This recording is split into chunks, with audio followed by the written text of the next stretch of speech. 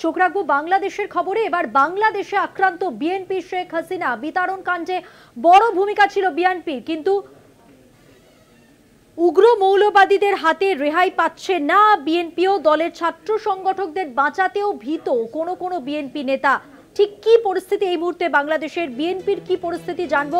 আমাদের সঙ্গে news room থেকে রয়েছেন আমাদের পলিটিক্যাল এডিটর আশিস চট্টোপাধ্যায়। আশিস দা, দেখুন, বাংলাদেশের পরিস্থিতি যে ক্রমেই আরও খারাপ হয়ে যাচ্ছে, আরও উদ্বেগজনক হয়ে যাচ্ছে, সেটা স্পষ্ট হচ্ছে এই সব ঘটনার থেকে, যেটা এইমাত্র কলকাতা টিভিতে আমরা দেখালাম। যে এখনও আমরা সেই ভিডিও দেখাচ্ছি, যেখানে দেখা যাচ্ছে যে বিএনপি, বাংলাদেশের অন্যতম বড় রাজনৈতিক দল, তাদের ওপরে হামলা চালাচ্ছে ইসলামী মৌলবাদীরা এবং তাদেরকে মারধর করা হচ্ছে।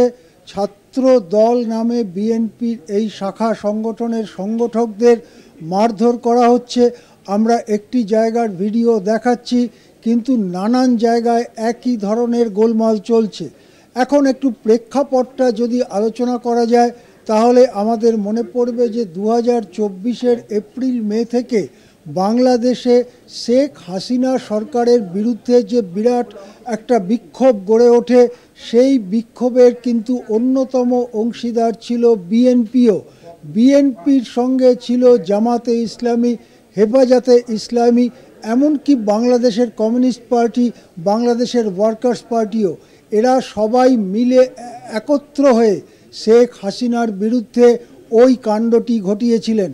চারদিকে হিংসাত্মক অভিযান, পুলিশের চুপ করে যাওয়া, সেনাবাহিনীর ঘরে ঢুকে যাওয়া, এর মধ্যে দিয়ে ইসলামী মৌলবাদীরা তছনছ করে দিয়েছিল বাংলাদেশের সমাজ জীবন। এবং শেষ পর্যন্ত 5 আগস্ট 2024 শেখ হাসিনাকে বাংলাদেশ ত্যাগ করে ভারতে আশ্রয় নিতে হয়েছিল। এখন তো এটা পরিষ্কার, ডোনাল্ড ট্রাম্পের কথাতেই পরিষ্কার, যে মার্কিন ডলারে পুষ্ট একদল সমাজবিরোধী ছাত্র নেতার জামা গায়ে দিয়ে ওই জিনিস পরিচালনা করেছিলেন। এখন শেখ হাসিনা চলে যাওয়ার পরে এবং মার্কিন তৎকালীন রাষ্ট্রপতি বাইডেনের ইচ্ছাক্রমে সম্ভবত ইউনূস ক্ষমতায় বসবার পরে বাংলাদেশের আরও দ্রুত সামাজিক পরিবর্তন ঘটছে। বাংলাদেশে ক্রমাগতই সামনে এসে কর্তৃত্ব, নিয়ন্ত্রণ হাতে নিচ্ছে বাংলাদেশের মৌলবাদীরা, ইসলামী মৌলবাদীরা। এই মৌলবাদীরা এমনকি 71 সালের মুক্তিযুদ্ধে যারা সর্বোচ্চ অপরাধ করেছে, হাজার হাজার লক্ষ লক্ষ বাংলাদেশিকে খুন করেছে, প্রায় সমস্ত মহিলা যারা সে সময় ছিলেন ওখানে পালিয়ে আসেননি, তাদেরকে ধর্ষণ করা হয়েছে, দিনের পর দিন ধর্ষণ করা হয়েছে। তাদের পক্ষ অবলম্বন করছে, অর্থাৎ রাজাকার এবং অপরাধী পাক সেনাদের পক্ষ অবলম্বন করছে। ওই অপরাধে যারা অপরাধী হয়ে নানা ধরনের শাস্তি পাচ্ছে, তাদেরকে জেল থেকে বের করে আনা, এমনকি ফাঁসির আসামিকেও বের করে আনবার জন্য এরা সচেষ্ট হচ্ছে, আন্দোলন করছে। এবারে তারা বাংলাদেশে যে ফ্রন্ট গড়ে উঠেছিল হাসিনার বিরুদ্ধে, সেই ফ্রন্টের অংশীদারদের বিরুদ্ধেও আঘাত আনতে চলেছে। বিএনপির ছাত্র শাখার বিরুদ্ধে যে আঘাতের ছবি আমরা দেখাচ্ছি, কেবল সেটাই নয়, এই মৌলবাদীদের হাতে আক্রান্ত হচ্ছে কমিউনিস্ট পার্টির লোক, ওয়ার্কার্স পার্টির লোক সহ সমস্ত গণতন্ত্র প্রিয় মানুষই আক্রান্ত হচ্ছে।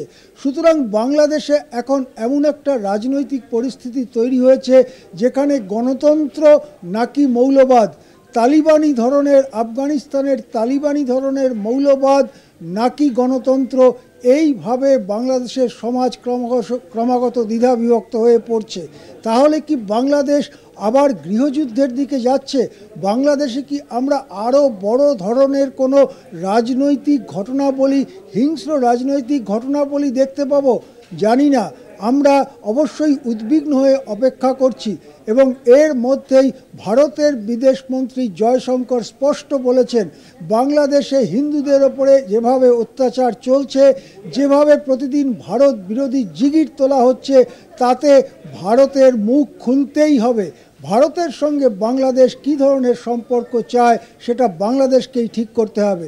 সব মিলিয়ে বাংলাদেশের পরিস্থিতি উদ্বেগজনক, খুবই উদ্বেগজনক। অনেক ধন্যবাদ। কথা বললাম আমাদের পলিটিক্যাল এডিটর আশিস চট্টোপাধ্যায়ের সঙ্গে।